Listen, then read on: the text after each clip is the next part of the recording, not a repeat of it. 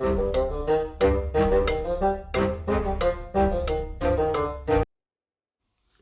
and welcome to the Critically Clueless Monk, and today we are picking up our Let's Play Beginner's Guide series. We're still in our first life as well, and so far we've been doing pretty well. We've actually taken over most of England. In fact, in the last episode we took a significant amount of land away from Wessex, and as you can see they're still really tiny right now, which is absolutely fantastic from us.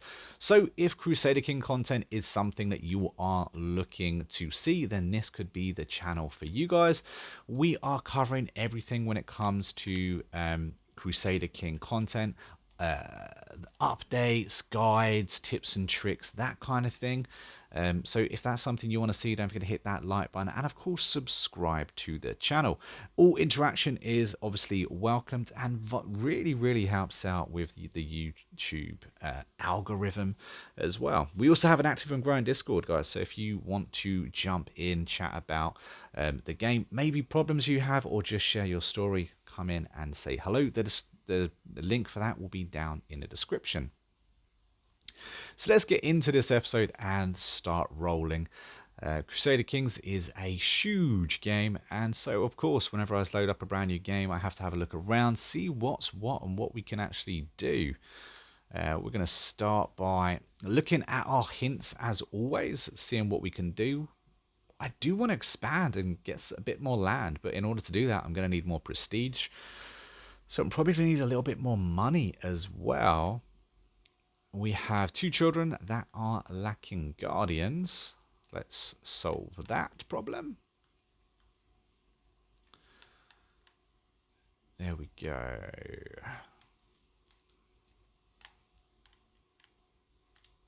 And we do have quite a huge problem, I just remembered. So we currently have a player heir. Now, my player heir is 8 and I'm 71. That's a huge problem. The reason he's my player heir is because my last player heir died. My son died, and this is my son of my son. It's the way it goes with the current succession that we have. However, we have been trying to increase our lifespan a little bit. I would say it's a success so far.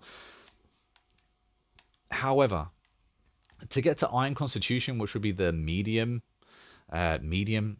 or massive health boost, which I would like, it's going to take us a few years. We're going to be gambling whether we actually get that and extend our life or not, because here's the problem. If we die and our player heir takes over and the player heir is underage, what it will mean is that our council will disband. We'll have to put new council members in. Number 1, we'll be a new liege. When you're a new liege, when you just take over the crown or inherit the crown, you have a massive opinion modifier against you. And because it's a new reign, we'll have a massive opinion modifier against us. The longer that we currently are the king for, the more people will like us, which is fantastic. But again, like I said, we will be a new heir, and therefore everyone's going to hate us. We're not going to have the good relations that we necessarily have with people, and that's going to be problematic, especially as we're a kid. What that means is we won't be able to partake in intrigue, meaning we're not going to be able to sway anybody.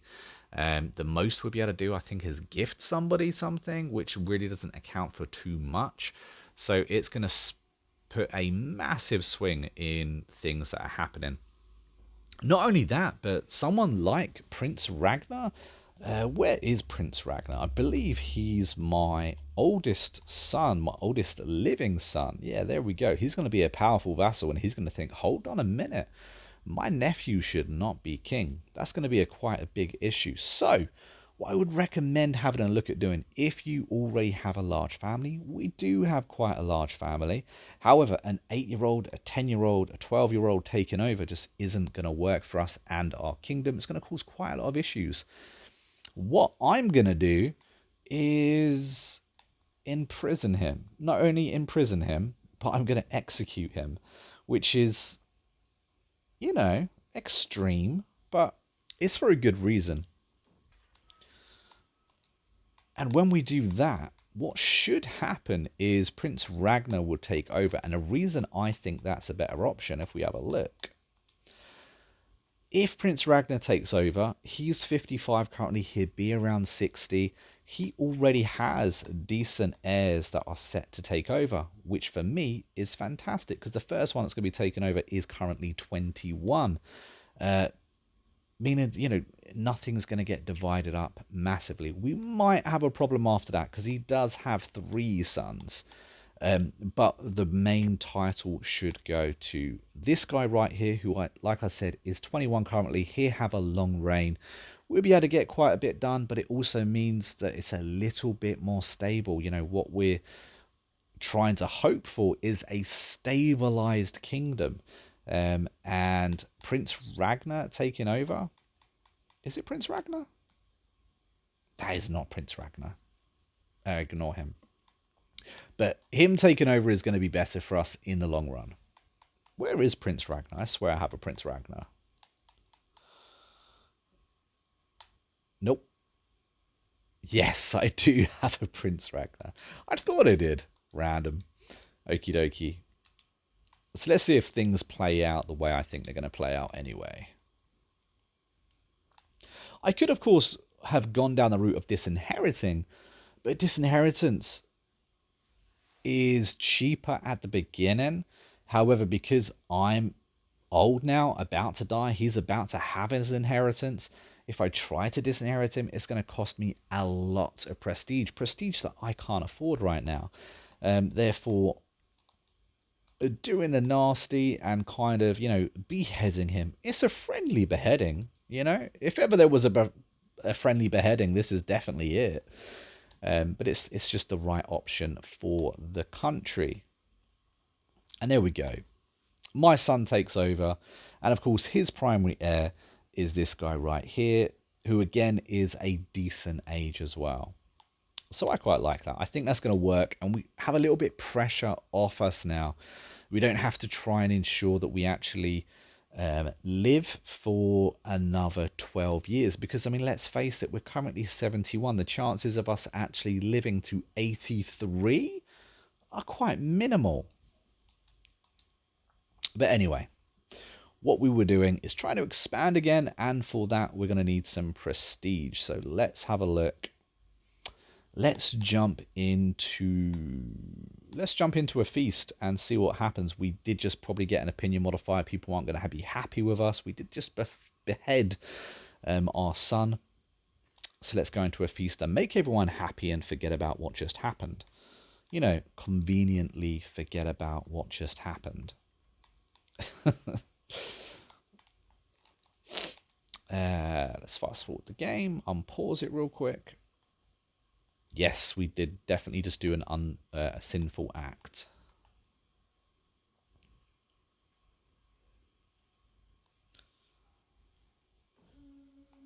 The feast begins. Let's fast forward that a little bit. So we do a prank. We gain dread. Oh no, the Earl Skull drains scared. And we got a trait, which is cool. And everyone that attended court has a 20 opinion modifier up with. Again, very good. Let's have a look at the trait that we just managed to get. There it is. We got a +2 to diplomacy and 1 to intrigue. For our character, it doesn't really fit, but it doesn't matter. It is what it is. Points are points. Ooh, and we just got ourselves a new fascination as well. Let's check that out. Let's pause real quick. Oh, hold on. We can gain athletic. Gaining athletic is brilliant. Or we could take a day off. If you get a chance, gain athletic, guys. Let's pause that. Well, it is paused currently. Let's find athletic. So we got a small health boost with athletic plus an extra 20% stress loss. Now, we're not stressed at all anyway because, we do helpful things like beheadings. But Yeah, chance to gain athletic, definitely do it. It's definitely worth picking up. Extends our life. I wonder if we do make it at 83. Knowing our luck, we will now. But like I said, we did just get a new culture fascination. Because one culture finished, another culture can begin. Now we're currently learning Kalispell, which could be useful. 35 years for that. Can use individuals, which is good. I quite like mustering grounds though. I like to get it as early as I can. It's going to take me 52 years currently in this lifestyle. It's not really going to work. But if we can start getting extra points towards it, I think really that's what I'm going to want, because we do get men-at-arms regiments, the size of them. Right now, I think we can currently have 3. That gets a +2, which means we're going to have larger sizes to +5. We also get an extra man-at-arms regiment as well, which is an extra like 500 troops by the time we actually make it and upgrade it. So for me, this is definitely what I want to focus on. Something I should mention, I'm pretty sure I've already mentioned it in previous videos though, however, you can only choose these things if you are the culture head. As you can see currently, culture head is me or you, and then we can choose what we work on. However, we currently only have a learning of 5, which is why it's going to take us quite a long time to be able to learn mustering grounds. Now, a good idea from the very beginning is to try and get yourself a player heir that has a high learning skill, meaning that they can actually focus on culture early on in the game. If you think of games like Civilization, you know, or even Stellaris, working on technology to get those high technologies as fast as possible is a great way to play the game, and it goes hand in hand for Crusader Kings as well.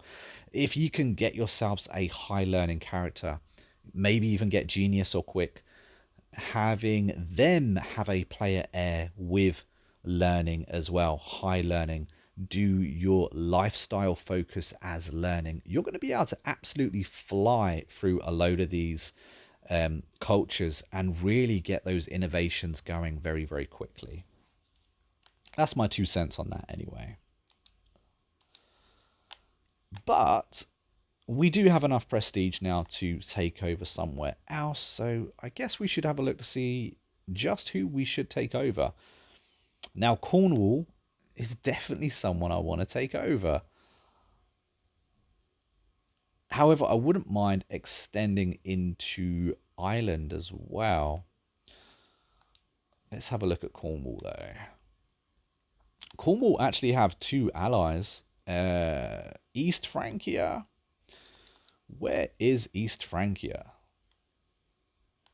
Right up here. It's going to take them maybe a good portion to actually come over here.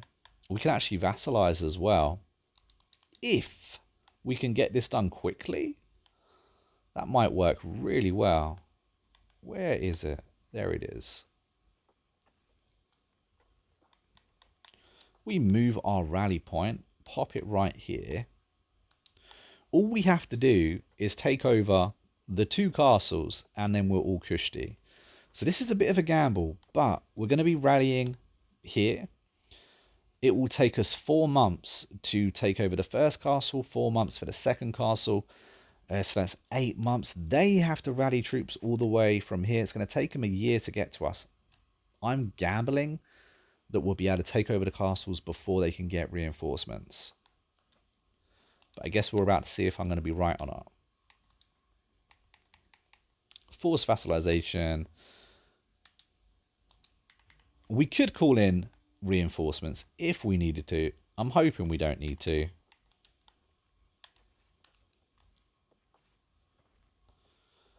A quick battle. And how long? We've got 3 months on this. Let's see if anyone comes up to us or not.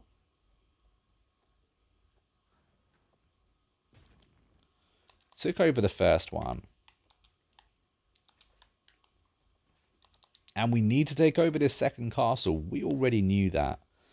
Do they have reinforcements coming? There's the reinforcements. Possibly. And we did just get a lifestyle perk. So we're going to pop that on wash hands. Hopefully get Iron Constitution soon. You get a massive health boost with that. Like I said, I thought we was going to be unlikely to be able to achieve that before death. And our son just died too. That wasn't our player heir, however. The Queen's pregnant. Interesting timing. And did we do it? We took over Cornwall without them even getting allies involved. Or at least without it affecting us. So that's pretty wicked for us. Managed to get another part of England, meaning they've only got this tiny part of Wessex now. And of course, West France does have a claim on some of our land too. I would like to get that last piece of land, but I don't want to go up against West Francia yet. We're going to leave that for possibly another episode. Let's see if we picked up any prisoners. We can get some money there. And we can get some money there. Have an alliance set up. Oh, okay. And we can do a marriage too. I wonder what we can actually do with the marriage. It's for an alliance. We're probably not actually going to get to actually get married. It's a betrothal.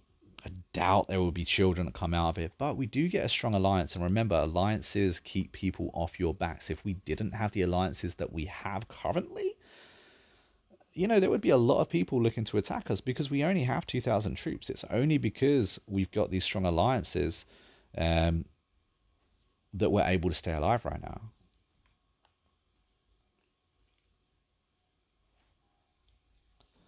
Pause it really quickly.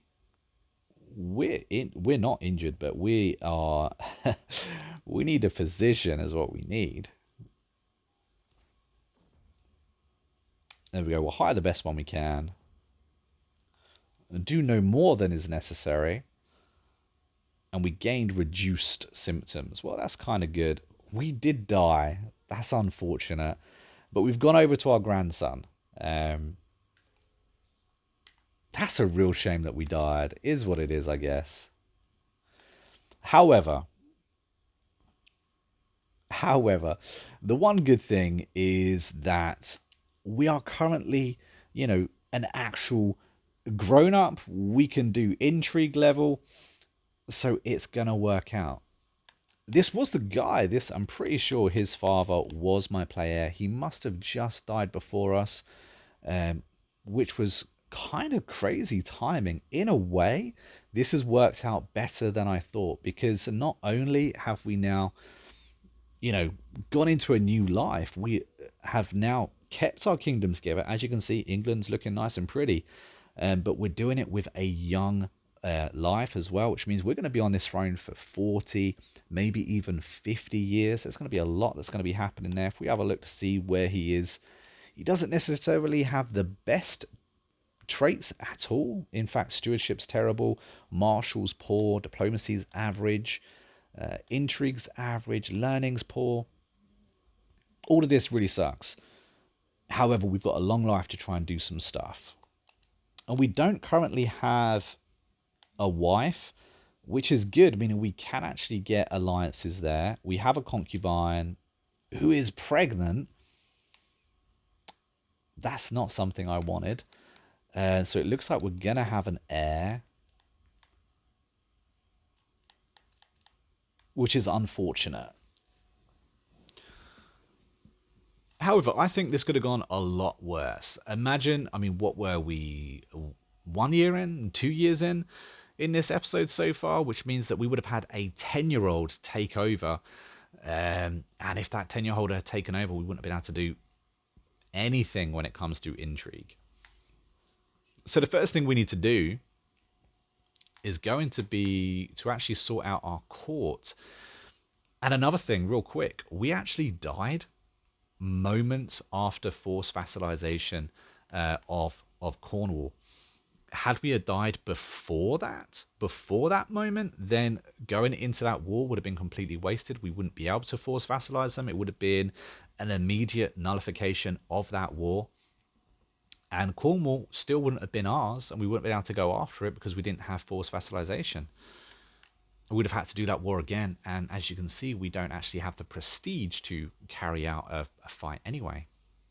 So yeah, worked out kind of perfect. Let's have a look to see who should be on our council. So we know that this Duke, the Duke of Mercia, is a continued plague. Mercia in general is an issue. So we definitely need him. He is a powerful vassal. We need to keep him happy. And he has bad stats. His dad had bad stats, and he has bad stats. Who else do we have? Probably the better option for now. We have a marshal as well. This is 20 marshal skill, which is pretty good. Is a powerful vessel, so it needs to be something. Or Prince Ragnar, who's probably, I spoke about Prince Ragnar earlier, but he's probably going to have a claim to the throne right now. So if I can make him happy, that's probably a good idea too. We don't have a wife. We do want a wife. But our spy master currently hates us as well, which is an issue.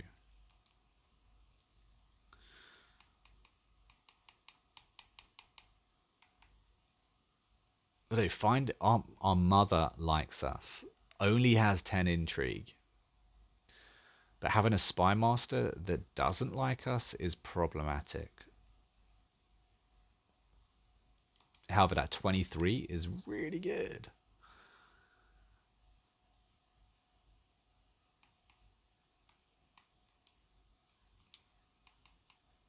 If we send him a gift, that helped a little bit. What does he want? We are at a short reign. Remember we spoke earlier about having a short reign, about being newly appointed, and you having a massive modifier against you? That's what's killing us here. Luckily, it does get better. As the longer you are on the throne, the better.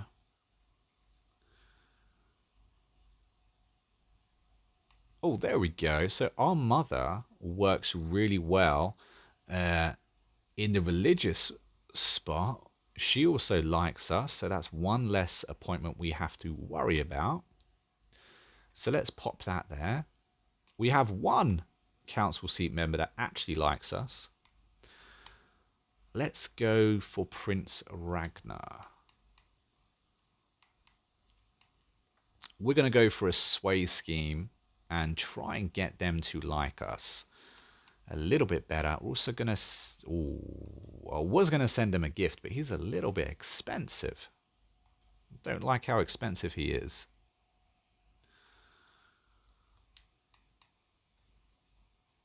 Let's have a look.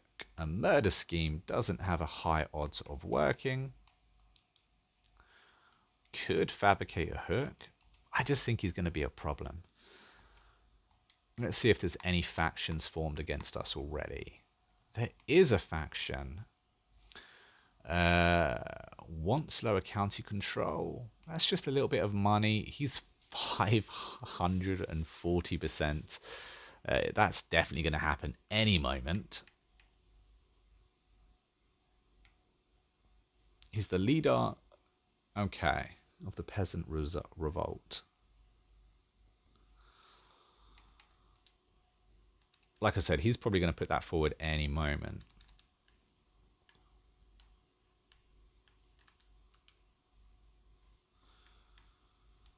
I think the other problem we're going to have now, however, if we have a look, who can we wage war against? We can't wage war against anybody because our armies are raised.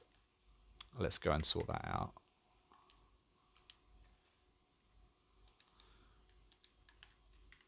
Oh, it looks like we were actually involved in a vassal war beforehand. So we may need to try and sort that out. We have 2 wars. Yes, that's what's going on.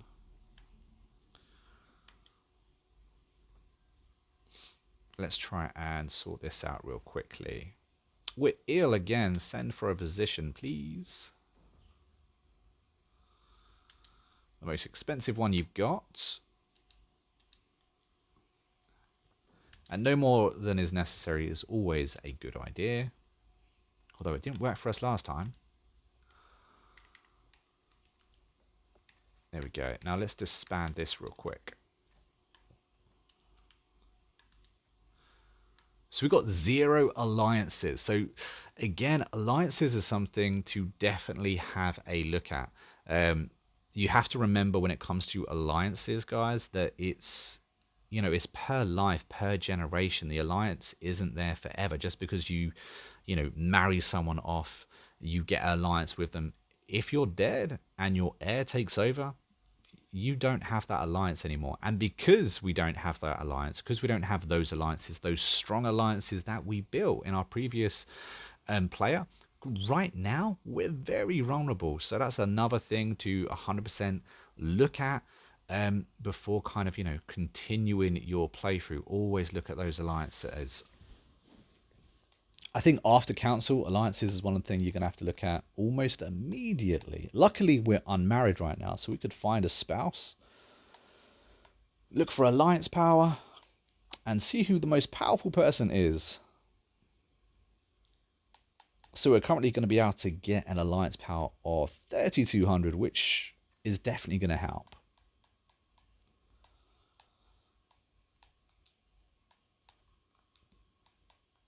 And we do have some siblings that we can marry off as well. Again, we are looking at alliance power personally.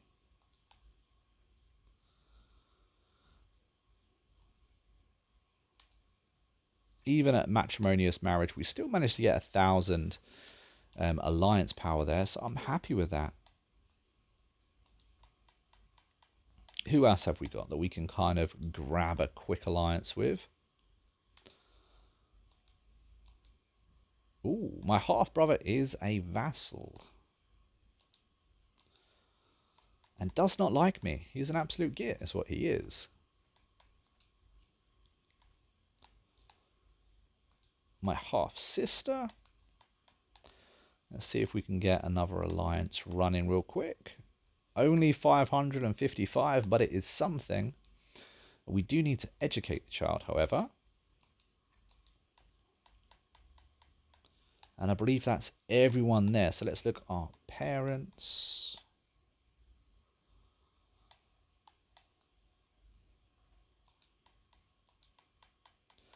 Have a little look, see if we've got anything else that we can kind of manipulate.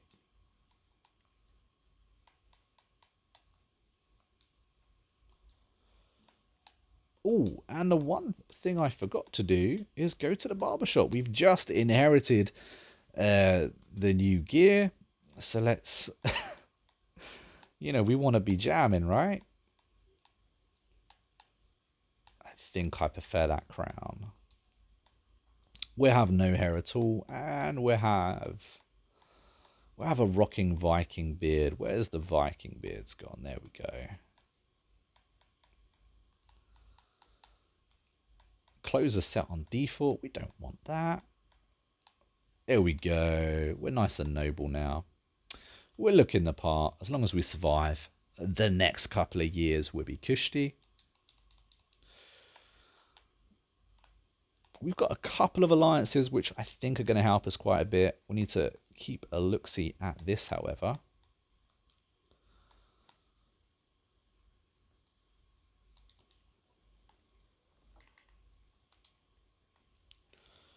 Let's re-raise our troops.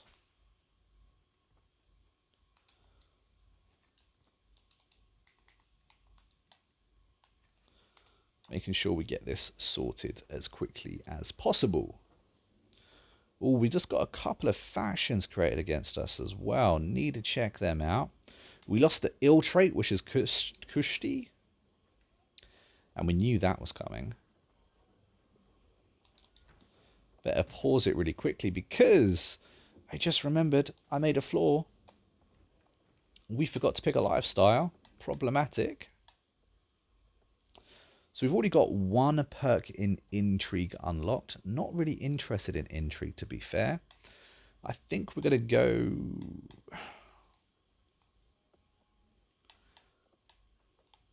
It's not that I don't like intrigue. We've definitely got options.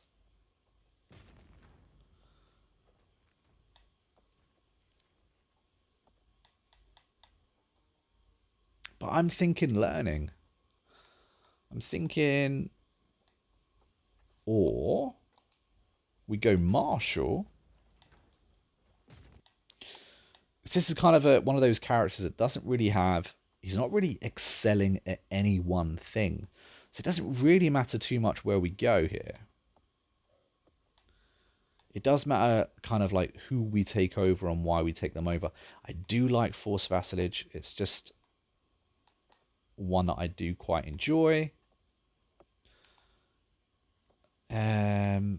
Plus we get the extra diplomacy, making it easier for us to do certain things.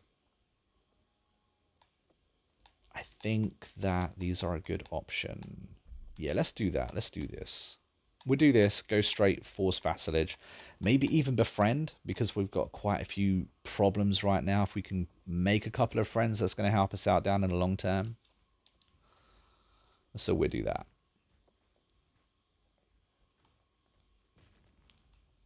We're still the head of culture, and we've got mustering ground still going as well. It's going to take quite a while. Like I said, this character doesn't have the best learning, unfortunately. We did just get a son, though. So what to call him? Let's call him, I don't know, something original like Monk. Yeah, Monk the Second, as it's the second time we've actually named a character the Monk. I think that's perfect. Absolute perfect.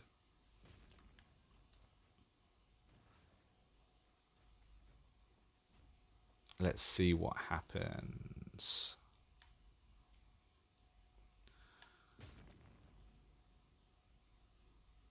That will work. We'll get more prestige. We need prestige in order to do get more land. And that's Kushti now. Did we just take over? We did. We took over Dorset. Nice. What other wars have we got going on? So we're supposed to be helping somebody, and they're winning as well. The people... Let's see. Over here, yeah, they're winning. We could help them out. We do have a decent amount of troops. I think they're going to need us. So let's quickly go over here and see if we can earn some war score and flip that table a little bit, because they are losing. We need all the allies we can get right now. Strong ally is going to work in our favour. So what else I also want to do, just in case we do end up going into a lot of wars, is actually look at our military and possibly increase our bowmen, as we have a little bit of extra money. There we go. We've increased both regiments, so we've now got double the bowmen we did have.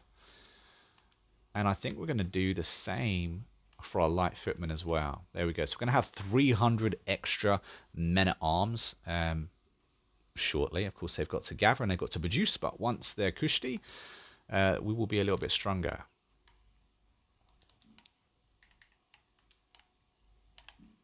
Let's go around conquering a couple of these. I'm not sure which one is which, to be fair. I think possibly we're supposed to be attacking Sweden, which I really don't want to do. I quite like Sweden. And I just saw a huge army next to us. Yeah, I did. 2,000 troops. That's not cool.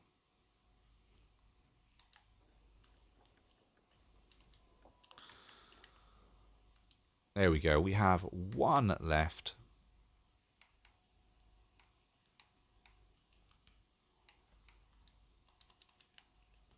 Oosh. There's a massive war going on right here. Kind of got inherited into this war.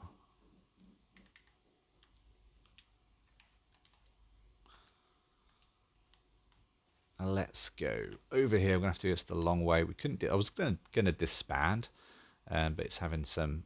It says it doesn't want to disband right now, so we're gonna cross the sea. And I think we're going to have to try and call some allies, because going up against that is probably not the best idea. We can call Poland in. It looks like this is a defensive war, so it's not going to cost us anything. Yeah, defending. I should have looked at that straight away, to be fair. When it comes to defenses and you're up against a strong team, definitely call people in. Doesn't cost us anything anyway.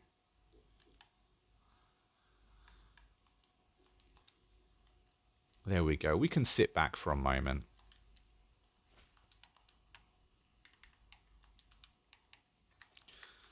In fact, with disband, I did just create, yeah, these guys right here. So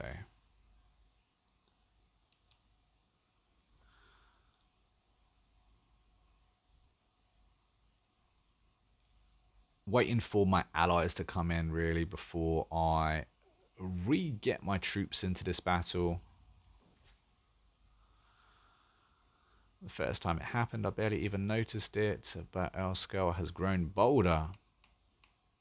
Well, that's not cool, is it? He is a powerful vassal. He's 100% against me, which is an issue. You manipulate Skull and gain a weak hook on him. That could be cool. Weak hooks are handy. But these are possible outcomes. Doesn't mean it's going to happen. But personally, I like this. A bit of dread. It means people are less likely to go against me.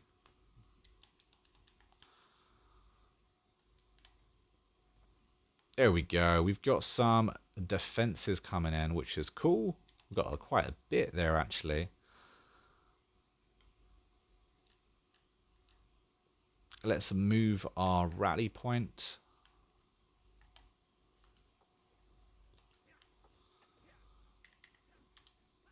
And we'll raise our troops.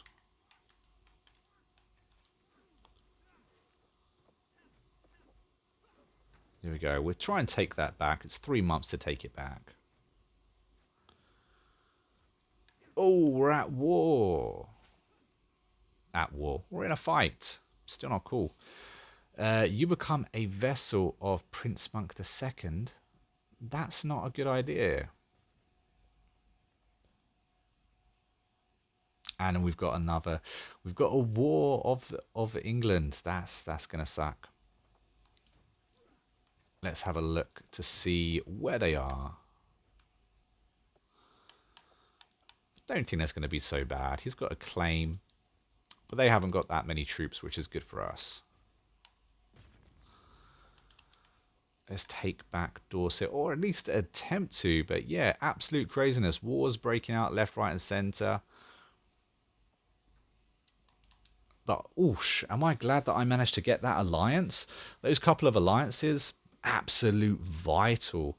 Absolute vital. If we hadn't have got those alliances right now, we could be looking at losing the whole of England. So absolute mess. But guys, I think I'm going to leave this episode here. We are in the middle of a mess. Are we going to be able to, you know, take care of it and, you know, create a unified England? Well, only time will tell. Hopefully you're enjoying this playthrough. Hopefully you are getting something out of it. If you are, a big thank you to you. Don't forget to comment your thoughts down below. But until next time, I've been a monk, we've been a Critically Clueless, and I'll see you in the next video real soon. Until then, happy gaming.